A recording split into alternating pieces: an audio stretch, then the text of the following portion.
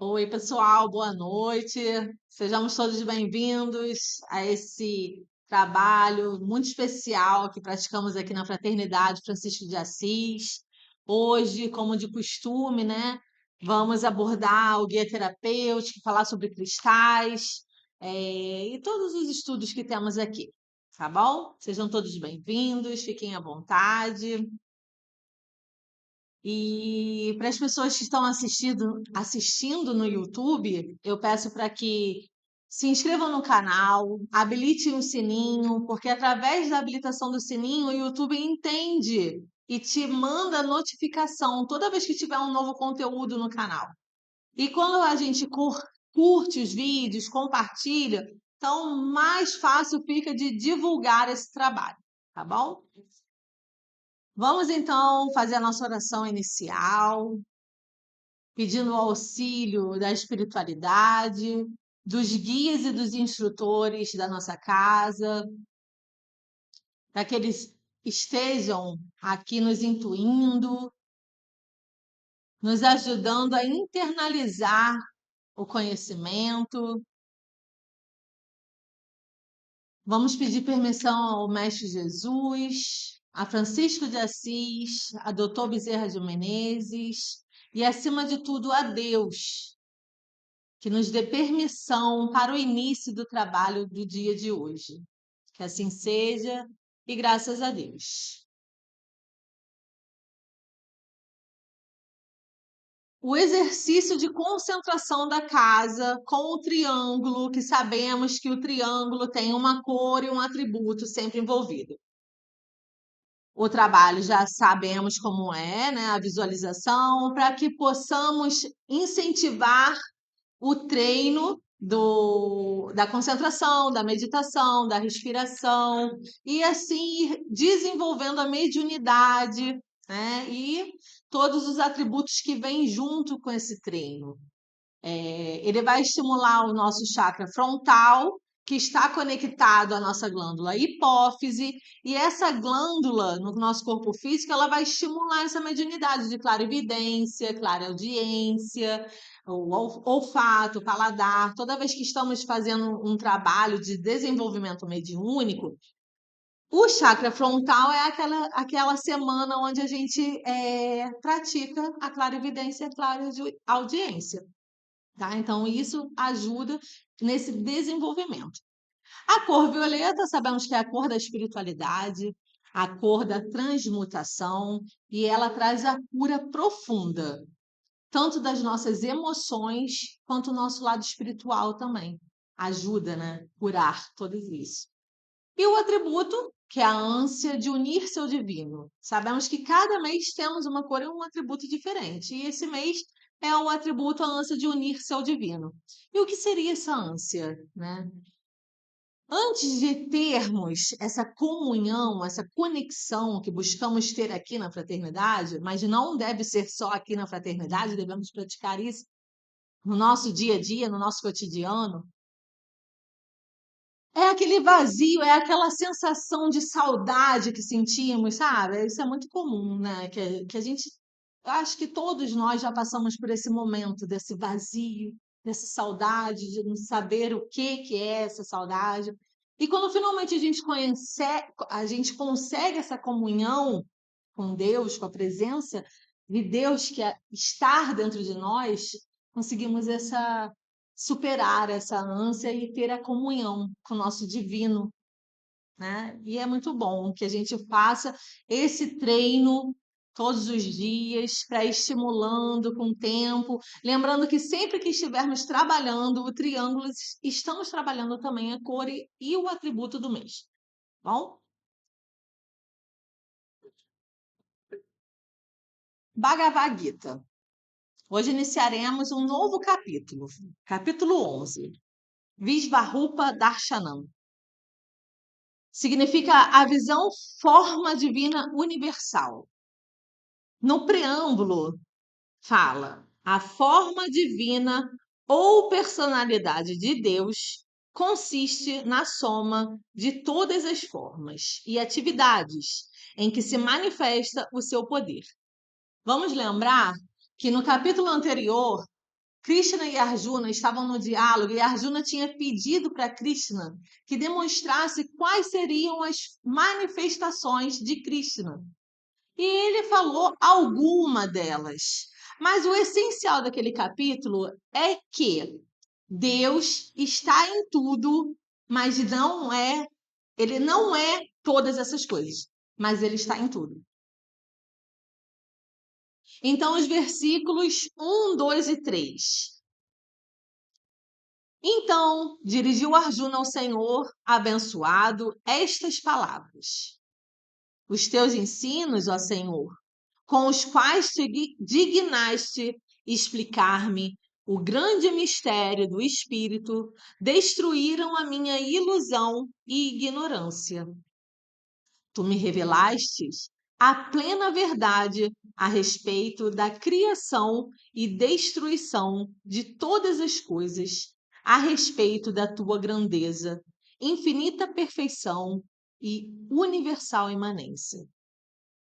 Tu és, em verdade, o Senhor do universo, como me expuseste e me convenceste. Mas se é possível, ó meu Senhor e Mestre, mostra-me a tua majestosa forma. Aqui ele está pedindo a forma cósmica, né, universal.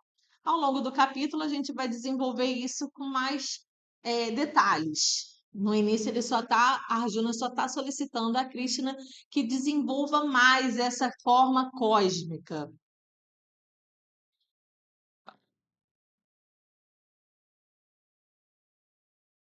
Abordaremos agora a apostila, mediunidade e médium. Aqui nós temos todas as informações necessárias para o desenvolvimento de todas as mediunidades e como o médium tem que se comportar diante dessas mediunidades.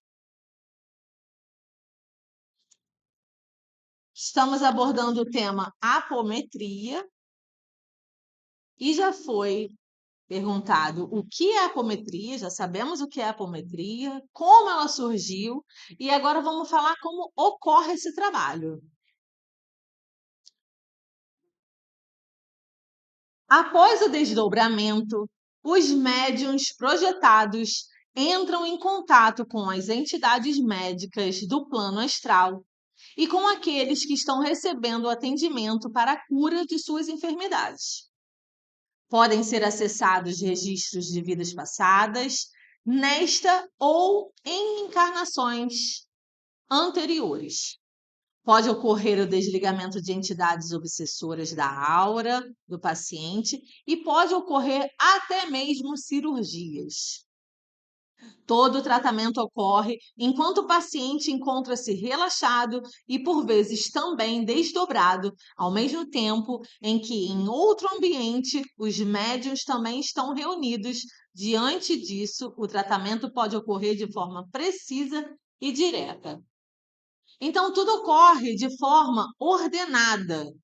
Aqui na fraternidade, temos por costume, numa sala vai estar reunido todos os médiuns com o dirigente da reunião, né? E esses médiuns são induzidos a entrar no desdobramento. E em outra sala, o paciente vai estar deitado na maca, geralmente com os cristais, tentando relaxar para que também estejam desdobrados.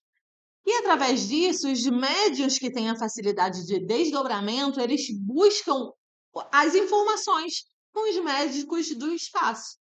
E através disso, sabemos qual tratamento vai ser realizado naquele paciente. Que, como foi dito, pode ser uma retirada de um obsessor, pode ser uma cirurgia espiritual, pode ser o que o paciente esteja precisando naquele momento. Então, é assim que ocorre a apometria.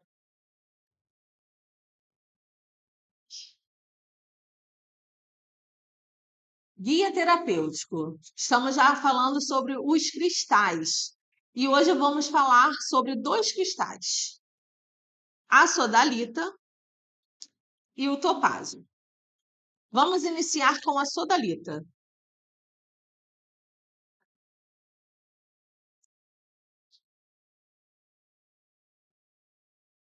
Sodalita. Apresenta-se na cor azul índigo, com linhas e manchas brancas. Oferece a possibilidade de maior equilíbrio entre as emoções e a mente, através do despertar da consciência superior e do autoconhecimento. Acalma a mente, possibilitando assim uma análise profunda dos próprios pensamentos, sentimentos e reações. Abre caminho para a consciência do eu superior, traz à tona os registros do inconsciente e que facilita o trabalho de correção e aprimoramento.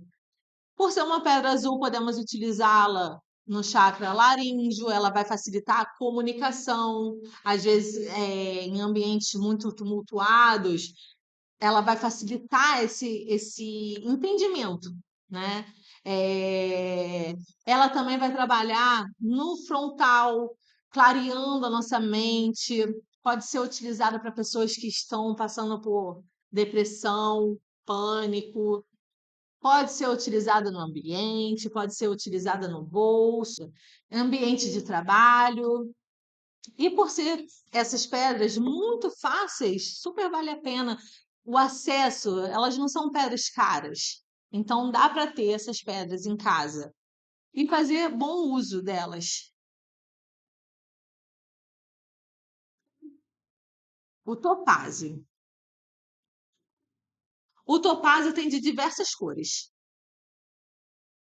Topázio amarelo e dourado.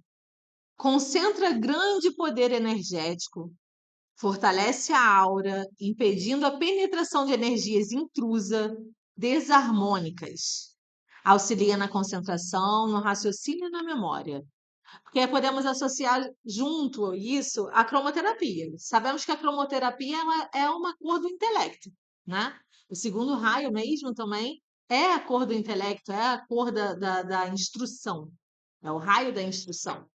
Então, quando a gente pega e agrega um conhecimento, uma ferramenta a outra, a gente tem essa facilidade de compreender melhor para que cada uma delas vai servir. Então, como o amarelo vai atuar no intelecto, automaticamente o topázio amarelo também vai, devido à sua cor amarela. Temos o topázio vermelho, que aquece o corpo físico, dá energia e disposição, aumentando a pressão arterial. Portanto, pessoas hipertensas não devem usar o topázio vermelho, né? E se for preciso, o que temos outros cristais que podem ser substituídos por ele, mas se por acaso a pessoa tiver e quer fazer uso devido a uma outra propriedade dele, faça depois o equilíbrio através de uma pedra verde, né, da cromoterapia. E é assim, a gente tem que ter o bom senso de saber que não é porque é uma pedra natural, a gente tem que usar sem discernimento, né? E é sempre utilizando com discernimento. Temos o topázio azul, que favorece a intuição, auxilia o desenvolvimento da clarividência no contato com energias superiores e na meditação. O chakra frontal não é o azul, não vai trabalhar essa parte da meditação, a cor azul também não vai trabalhar essa calma, essa serenidade que a gente precisa para entrar em meditação, né? E por fim, temos o topázio branco, que concentra e canaliza a cor branca, purificando o ambiente, a aura e a mente. Transmite paz e tranquilidade. Todas essas pedras, elas não são tóxicas, elas podem ser utilizadas como elixir. E a limpeza, como já sabemos, é daquele jeitinho. Pode ser num vasinho de planta, pode ser na água corrente, pode ser com incenso. O que sua intuição lhe pedir naquele momento, a gente pratica, né?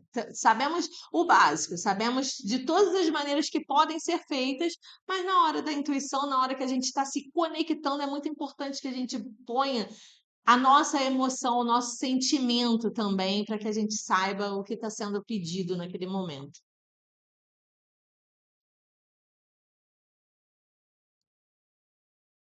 E agora, comunhão com os arcanjos, através dos cristais.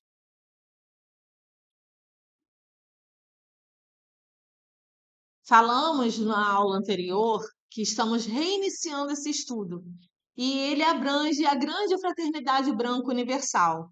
Falamos dos cargos, dos superiores, dos seres de elevadíssima vibração e consciência, né?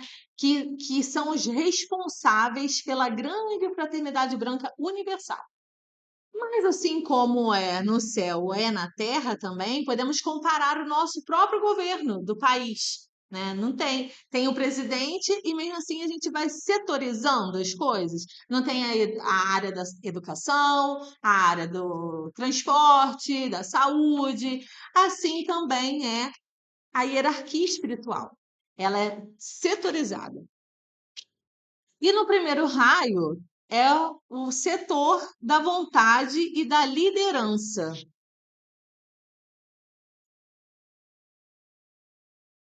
É o raio da vontade de Deus. A ele estão ligados todos aqueles que naturalmente exercem a liderança. A este raio pertencem os militares, os exploradores, os governadores, os estadistas e os líderes. São qualidades positivas desse raio: poder, vontade, coragem, liderança e autoconfiança. Então percebemos que aqui todo esses seres que estão envolvidos com esse raio, eles exercem algum poder, alguma autoridade. Mas aqui nós não estamos falando sobre aquela autoridade do que eu mando e você obedece. Isso seria a qualidade negativa desses raios. Nós estamos falando aqui da autoridade espiritual, da moral, que só é conquistada a partir dos exemplos que você dá para as outras pessoas. E aí você conquista essa autoridade moral. E tem três pilares essenciais para essa autoridade, para você poder conquistar essa autoridade: é o respeito, a confiança da outra pessoa e o amor. Porque quando botamos esses três atributos, a outra pessoa vai ter a coragem, a confiança em nós e vai perceber que temos essa autoridade no sentido de poder falar, agir, pensar, tudo integradamente, né? E aí é realmente a autoridade moral que tem através do caráter dessa pessoa. E as qualidades negativas encontradas nos homens de evolução insuficiente, cuja essência pertence a esse raio. Como foi falado também, todo raio ele vai ter a qualidade positiva e a qualidade negativa. E todos nós temos que ter, mais uma vez, o bom senso para saber que somos formados por isso. Temos a boa qualidade, mas também, e principalmente, mais ainda, a negativa.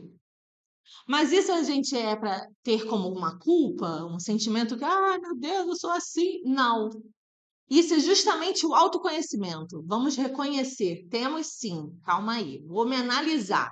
O que eu tenho de negativo desse raio?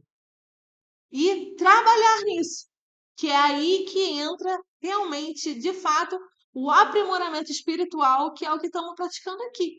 Toda vez que nascemos num planeta, que encarnamos em algum planeta, o nosso projeto de vida principal é esse, a evolução espiritual, né? E é importante reconhecer os nossos defeitos, porque só se muda uma coisa quando a gente reconhece que aquela coisa não está funcionando, que é um defeito. E os defeitos desse raio são a tirania, obstinação, orgulho, desprezo, egoísmo, sede de poder, extravagância e rigidez. Este raio relaciona-se com o aspecto do Logos, o Pai. O mestre desse raio é o Moria. A cor é o azul elétrico. As pedras são o diamante e a safira azul. E o arcanjo é Miguel, e seu complemento divino é fé.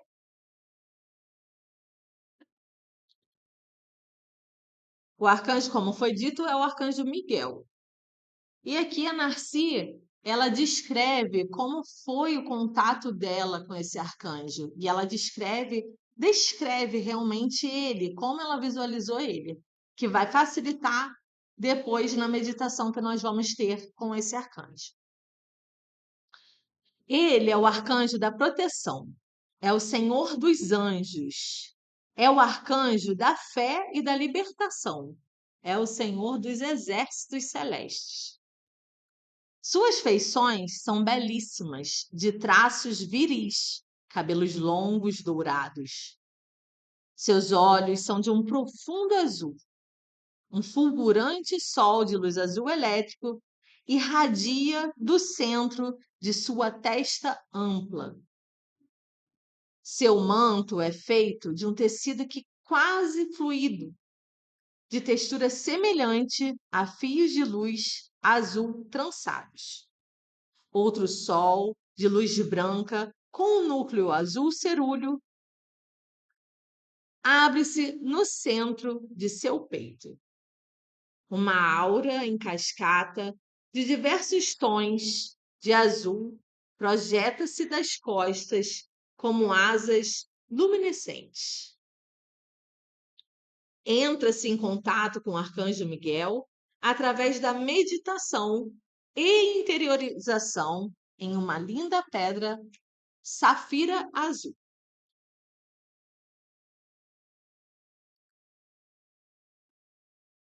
Aqui no livro, a Narci vai continuar falando sobre os procedimentos necessários. Ela vai falar qual é a sinfonia, ela vai falar qual é a pedra, né? Porque foi assim que ela conseguiu alcançar esse ser de elevadíssima frequência.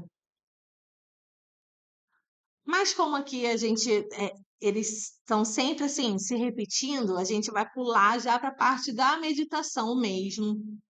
E eu vou pedir para vocês que tentem visualizar esse arcanjo através do que foi mencionado anteriormente. E vocês vão fechar os seus olhos, pessoal que também está em casa nesse momento, se puder estar num lugar que não seja interrompido, fechar os olhos e se imaginar dentro de uma safira azul. Penetre-a, sinta-se dentro dela. Observe a luminescência azul de sua atmosfera interior. Respire esta luz.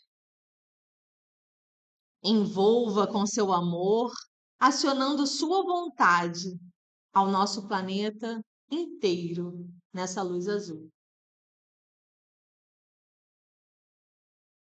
Queira que esse benefício se estenda a todos os seres que estejam precisando de auxílio físico, moral ou mental nesse momento. Evoquemos então o Arcanjo Miguel. Procure visualizá-lo. Fale mentalmente. Veja cada detalhe dele. Há apenas amor esperando por você. Saudações, Arcanjo Miguel. Eu te peço proteção e luz nos meus caminhos. Estamos cercados pela luz do amor. Diante de vós, poderoso ser, ofereço minha vontade e meu amor em favor da causa da paz e da fraternidade. Que a poderosa vontade de Deus se cumpra e que a Terra se torne um mundo de luz e de amor. E assim, na presença desse ser, agradecemos todo o auxílio que ele nos proporcionou, toda a paz, toda a luz que foi emanado desse ser. E agradecemos a mais um estudo da Fraternidade Francisco de Assis. Que assim seja. Namastê. Graças a Deus.